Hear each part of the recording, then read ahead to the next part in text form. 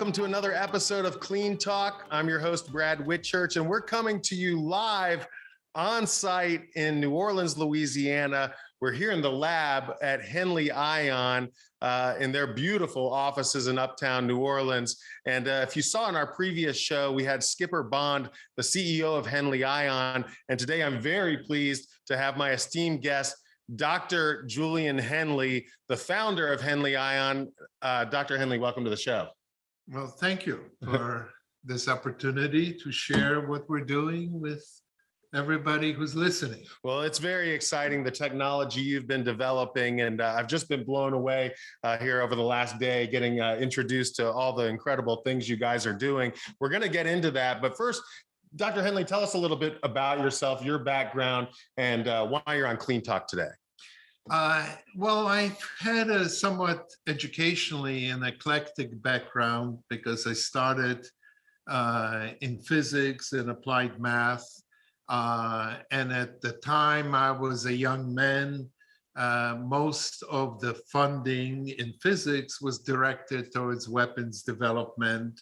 And all the jobs in one way or the other were related to missiles and trajectories and, let's just say, something that was ethically bothering me, whether I wanted to spend my life developing new ways of killing people.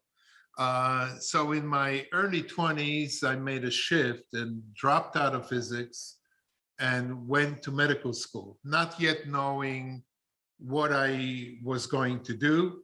As I continued with the medical education, I ended up in specialty surgery and practice in a clinical academic setting. I was on teaching staff at Yale for many years. But the physics background has served me well, and that may be my message to the young ones who are looking what to do with their careers, because there was a lot of crossover between sciences and medicine. So although the practice of medicine is rewarding, what's more rewarding is to bring into medicine technology that's developed in other fields. So this cross-pollination of knowledge served me well because the physics background gave me the ability to develop devices, artificial organs, and number of technologies to bring to the practice of medicine. And that even more enhanced what we can do as a physician who's also a scientist. Well, that's great background. I think you're being a little modest. So at 16, you entered Harvard to study physics and math, went to medical school at Albert Einstein, you were teaching at Yale, and you have a very successful surgery practice. What would make you decide to become an entrepreneur, if you will? Well, I would caution the word entrepreneur because and a lot of times in the language, entrepreneurship is looking as a way of doing business. For me, there's an underlying mission. As a physician, I am the soldier that fights against illness. And occasionally, we have the privilege of being able to save a life. And the science, because of my background, I was privy to developing technology that seemed to have great relevance during this pandemic of COVID-19.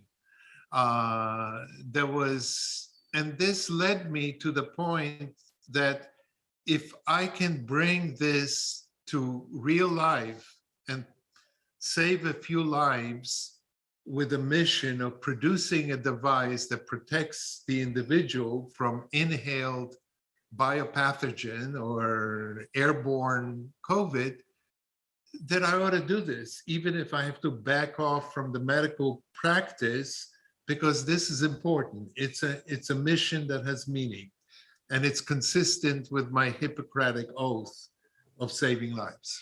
A powerful mission, and really excited to talk more about the technology. Of course, we had Skipper Bond, the CEO of Henley Ion, on our show previously. So we got a little introduction to some of the technology that has been developed here at Henley Ion. Let's talk about, we're going to talk about the mask technology. What was really the inspiration for looking at this type of technology initially?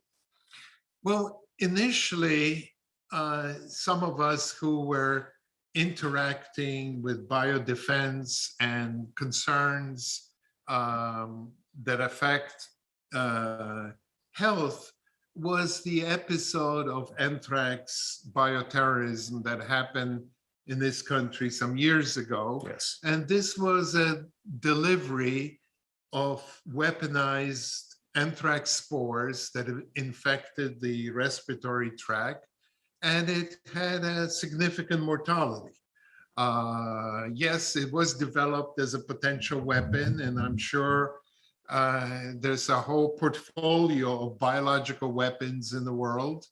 And I was approached a number of years ago because of my background in devices and electronics, was what would be a suitable defense against an airborne biopathogens. And so at that time, I developed a prototype of an ionizing device that had the ability to remove particles and biopathogens from the air in a way similar to an electrostatic precipitator, which is an existing technology that we use in smoke mitigation. You notice that in power plants, the smoke coming out of the chimney is really clean white. It's not black soot, because that smoke of combustion runs through an electrostatic precipitator that has the ability to remove the carbon particles and the soot before the steam comes out. And at that time, I felt that that technology, if miniaturized and run with a battery, can be an effective removal of particles that enter your life. And build some prototypes. And then when anthrax threat fell out of fashion or concern, it was set aside. Literally, the prototypes were in the garage. I was continuing with medical practice and other technologies. And then COVID-19 started in Wuhan. I realized this was an airborne disease. Even as a physician, it was obvious to me that it's airborne. There is no way this can become a pandemic unless everybody's kissing everybody else in this world. So given its airborne nature, I felt that this technology that's been sitting in my garage needs to be brought to life, because there is now a great emerging social need to defend oneself against this biological threat. So interesting that you're inspired again to bring this technology out of the garage as a result of the COVID pandemic. But I imagine it's challenging to start a new project like this during a pandemic. Can you talk a little bit about that? Well, I would like to add to the fact that I'm a little long in the tooth. Some of my friends would suggest that I learn to play golf. You're too bourgeois for that. and to do a technology startup in the middle of a pandemic, I would say I need to be an entrepreneur like a hole in the head. But the important thing is this has a real potential of protecting people and saving lives and preventing infection. As such, we have that shared interest. Your work in the area of infection prevention on surfaces and mitigation. And now we have this emerging threat of airborne disease. I don't feel they would let me through the pearly gates if I didn't do this. Well, that's wonderful that you're inspired by a powerful mission. And I guess COVID being a catalyst, even though there's the challenge of starting an opportunity like this during a pandemic, it really emphasized the need for this technology today, right? And being able to create something that was really game changing and novel, because for our viewers, we're not talking about a filtration system. This is a technology that goes beyond filtration, maybe can be used in conjunction with filtration, but is superior to the filtration methods that are being used today. Tell us a little bit more about the ionization technology that you've incorporated. And I know you have some of your prototype masks here that we'll take a look at, but for our viewers, explain in relatively layman's terms how the technology works and why it's important. Well, if you all had the experience of opening up a Amazon gift that was wrapped in styrofoam noodles, those noodles seem to go all over the place and they're sticking to the wall, to the carpet, and you have a major cleanup job because you took out these lightweight styrofoam particles out of that box. The movement created an electrostatic force that now attracted those to the floor and to the wall. You all are familiar with the child's demonstration of taking a balloon, rubbing it against your sweater and having it stick to the wall almost by magic. Well, the same magic is called electrostatic force.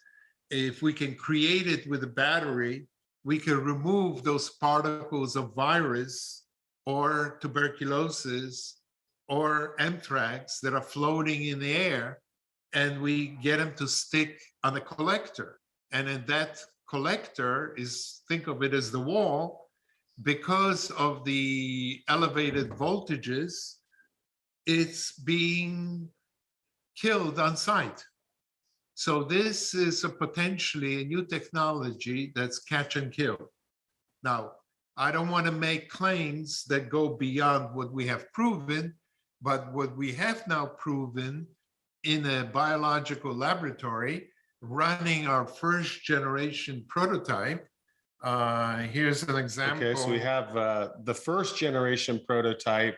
This was developed at the onset of the pandemic, right? And if you can lift it up a little so our viewers can see. So this was the first prototype at the onset of the pandemic.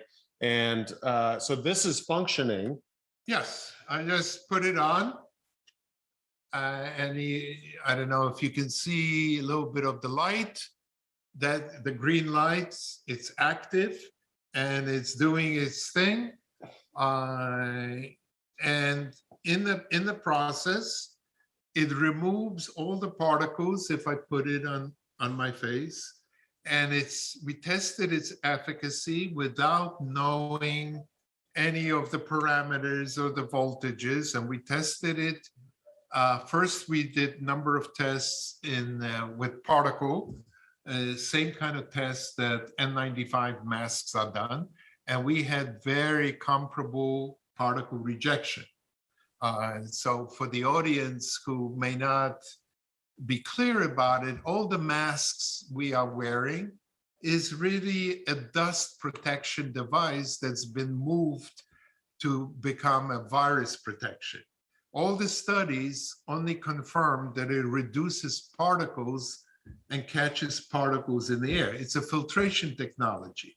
There are no effective studies yet how it affects the virus. They're being done, but that's an extrapolation in our minds that if we're catching the particles and you have droplets that contain the virus, if you remove the droplets, in a way you're mitigating transmission, and which is right to a high degree, but that hasn't been measured.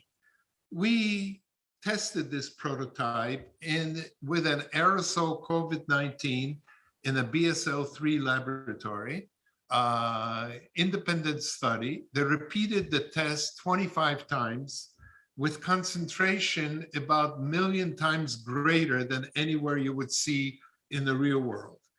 And this rejected on the first run, repeated 25 times, 99.8% of the virus particles by measuring their DNA material through a PCR. Then we did this similar type of testing to see if any live virus came through, and 0 live virus came through to the limits of our ability to measure live virus. So that's not as accurate test as the genetic material rejection. So at that point, up to that point, we were just exploring the idea of using ionization as a definitive airway protection. And that was a juncture where we either have to get off or do something. Because the laboratory that performed it called us up and says, guys, you got a better result than any one of us expected on the first prototype without any tuning. Now you really got to do something. And that was about the time where I backed off the medical practice. I still practice on part-time basis because my identity is intertwined in being a physician. And went into the lab, and we now developed a couple more miniaturized, better looking. One of the early feedbacks was, this is kind of ugly, or it makes me look fat, I'm not going to wear this. To a science-oriented fellow, having a comment, if it's life-saving and makes you look fat, well, it does make me look fat. Well, yeah, I mean, that's the nature of products. Right? That's right. And the product not only has to work well, but it has to be appealing so that people will embrace it. And that's what the next generation devices are, much lighter. And this is the direction where we're now moving. So this is the new prototype. This is the latest variation, correct? There are a few variations for different industries. Okay. For example, we have the ability to adapt to an existing shroud. In other words, many companies have developed a comfortable interface and fit and straps that's acceptable in their appearance. And we don't want to reinvent or do the work that's already been done. So what we created is an interface to existing masks where we can offer our functionality. And the key part is not only does it remove particles and protects against the virus, but it also is easy to breathe through. So it's not that workloads that we get for wearing an N95. And I can share that with the audience here, is that when we work in a hospital and in the ICU, and sometimes the hospital has a majority of patients in the ICU on respirators, and unfortunately, CNN and news don't see the real disease face to face. We do. We see the terrible numbers, but yes, we do see the sick patients, and it's also true. Some people, or like my younger daughter, had COVID some months ago, but it was a low-level light illness. But don't let it fool you. Just because many people have a light illness, there are some people that are terribly ill. And Fatally ill. well, the word terrible and fatal are not that far apart. If you end up 30 days in the intensive Yes, care sure. unit and you end up with neurological and respiratory sequela, that's no life either. Right. Organ failure, dialysis. It's all terrible. Sometimes death may be easier than the survival with a lot of problems. Terrible. Well, you had mentioned also that the N95 masks, which are really the standard today, they are a filtration system. They tax the respiratory system. And because of that, people are inclined to not wear them correctly, right? Or take some time to reposition them because they're painful on the nose, and really to get the type of protection that can be generated in a lab environment with the N95 mask. You have to be using them correctly in a clinical setting. That's one of the things I love about this technology, that you can extrapolate that in a clinical setting, it should be the same efficacy that you're getting in the lab, right? Because of the way the technology works, you don't have to worry about whether it's perfectly positioned and the airflow, because those collector rods are going to get the particles. Is that right? Right. And, in efficacy of any device, there's one part that measures how well is the device working. The second part is how well are people using it. The sum of those two parts gives you the effective efficacy. And with N95 mask, and to be clear, the real N95 masks has straps that are fairly tight. Right, around the head, not around the ears, around the head. Right. When you step down and make it more comfortable around the ears, it now becomes a KN95, or targeted for industry, where there's dust. For dust. Yes, it gets easier for the wearer, but you lose the efficacy because now you have leaks around, especially when you have labored breathing. The other part, it requires a proper fit and testing. So even if it fits right, the moment you talk or chew, you're moving, that movement opens up leaks around. So there are a lot of factors. And the air flows through the path of least resistance. So if there's a little leak, that's where it's going. That's where it's going to go.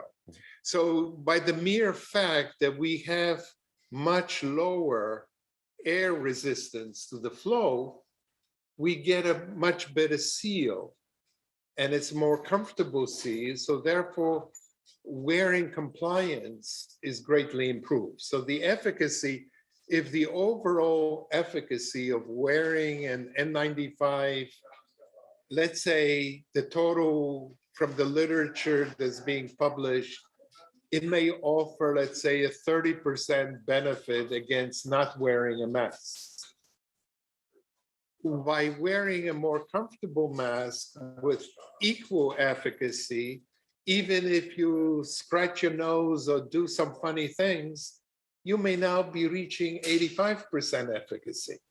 So it's the total use and device efficacy that becomes important in the real world setting, not just the laboratory measurement. And so it's the success of the technology, but there are other factors with masks. I like to smile. My smile is lost with a mask, right? That's what I like about this. We can see facial expressions, you can communicate better, and it's more effective. And there's remember, technology has a number of solutions that are stepwise implemented. So we already are in the plans of improving communication by embedding Bluetooth in it when required. We made it transparent in order for those people who are already hard of hearing, they can get the visual cues or the emotional expression. Even now, we're still in an active pandemic, and we take off our masks to do this show because it improves the communication of the fundamental message. Well, there's no doubt about that. For those of you that have been tuning in for a while, you know, in our first season, we filmed it all live at the HIMSS trade show, and we wore masks for all of those episodes. And there's certainly a better quality in what we're doing here today than those earlier episodes. What more can you tell us about where you're going with this technology and what comes next? Well, I'll share with you some of the sentiment that as we were developing these masks, some of our partners, investors, family members said, well, we got the vaccine coming up. We're not going to need a mask. So you're coming out with a product that's already, his time is past. Plus, nobody wants to wear this stuff. And they'd rather get a vaccine so they don't have to wear it. Well, there are several answers. Studies have shown that even if you're vaccinated, you can still carry the low-grade infection. If you're carrying the low-grade infection, maybe the vaccine offers you significant protection against ending up in the ICU, but it doesn't offer you protection against infecting your parents and your family members who may be susceptible, may have concurrent conditions.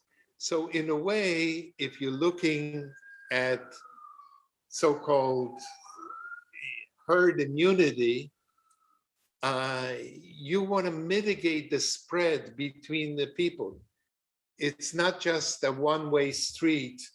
So our mask was designed to clean the air coming in and also sanitize the air going out. And that's where masks play a role, because their impact on, if you're a carrier, of transmitting it to somebody else on the bus or at Stop and Shop or whatever social situation you need, are helpful, are probably here to stay. And with the new variants coming up that appear to be more transmissible, the Omicron, I believe that a personal protective device will, and its need will be here for a long time. Well, I know a lot of our viewers are sorry to hear that, because we've all become familiar with masks, and let's face it, we don't love using them. This is a preferable solution, but it isn't just in the consumer or even in the healthcare market. There's many other applications, right? Can you talk a little bit about that? Well, one of the things, all of us, many of us may be physicians or developers, but we're also patients and consumers. Sure. We're sit on both sides of the table.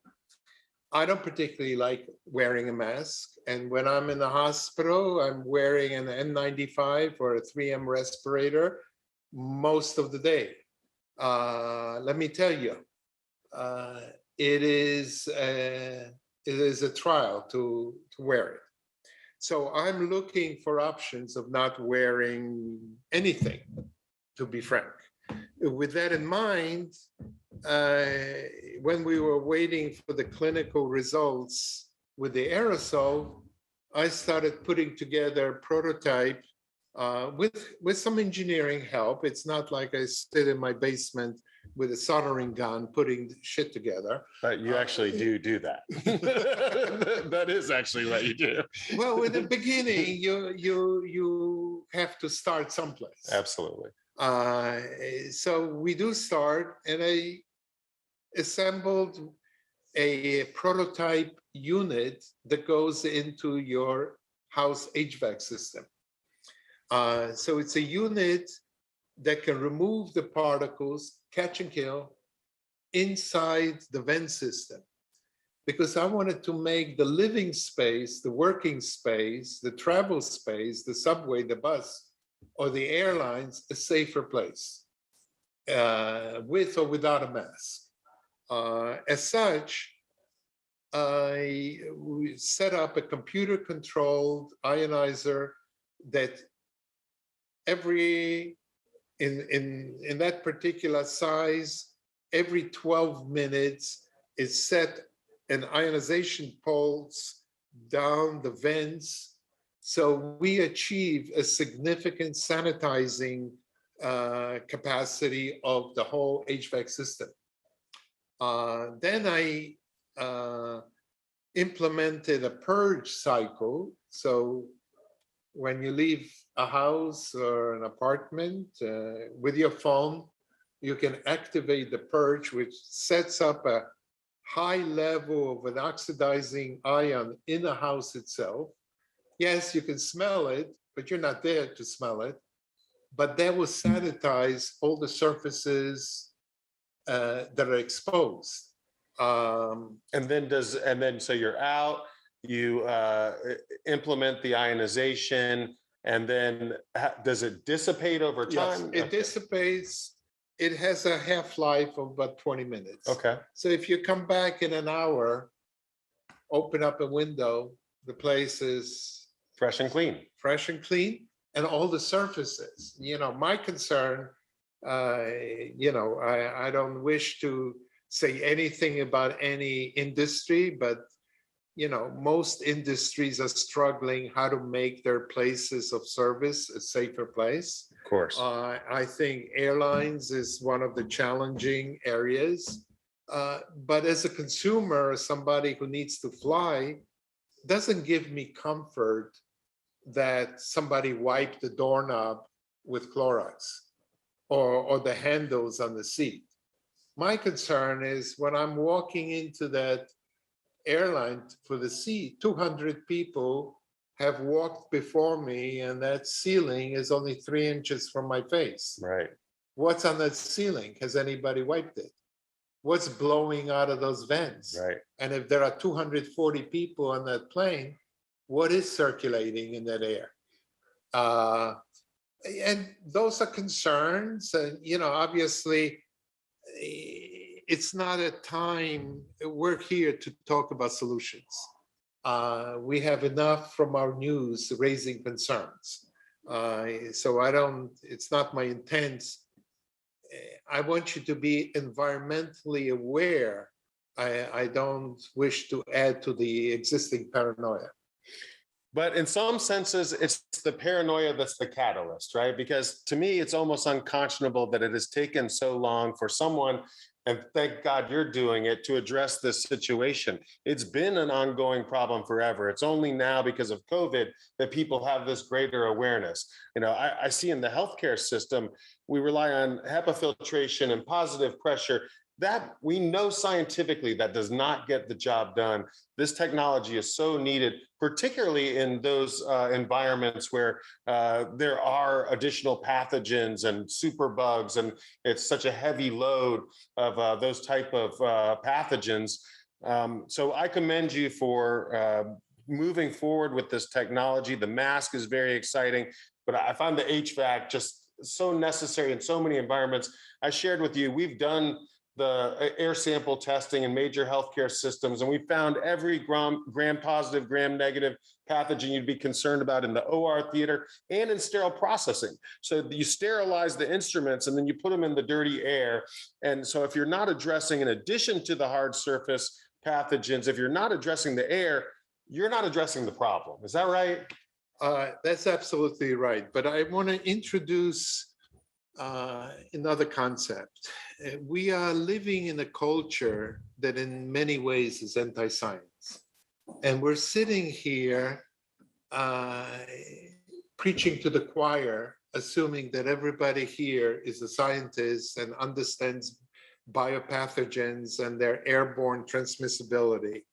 And that's not the point. What we have to do is create something that's so user-friendly that it will be accepted by a lot of people and embraced rather than fought, encouraged rather than mandated. And probably the only piece I would like to encourage to the younger audience is pay attention to your science. They're not such bad guys. They do not need to be vilified. You don't need to make enemies from the people who issue warnings. because one day all of us become a patient in that ICU. Well, Dr. Henley, I really appreciate you being here today to talk to us. You know, we share a common passion for helping to reduce cross-contamination infections and improve society. That's what Clean Talk is about. It's been a real pleasure to have you on the show today. Thank you so much for joining us. Well, thank you for giving me the opportunity to vent some of my ruminations on top of the science. Well, I'm confident, as I would say, as I said to you before, the good news, we have new technology. The bad news is we have new technology. New technology, new solutions, but challenges to get acceptance. But that's what we're here for. We want to encourage best practices. We want to encourage innovation to help solve these problems. That's what Clean Talk is about. And I really have enjoyed having you on the show. Thank you for hosting me in your beautiful offices here. We've really enjoyed getting to meet you and to learn more about this innovative, game-changing technology. Be sure to join us next week at 3 p.m. Eastern Time on Wednesday for another live episode of Clean Talk. We'll be talking to Clinton Beelan, the founder of Salvus Technology, a pathogen detection system. So we'll actually be able to detect these pathogens in the air and take action, more innovations leading to solutions for infection control. Thank you for joining us today on Clean Talk. For my guest, Julian Henley, I am your host, Brad Whitchurch. Until next time, remember, keep it clean.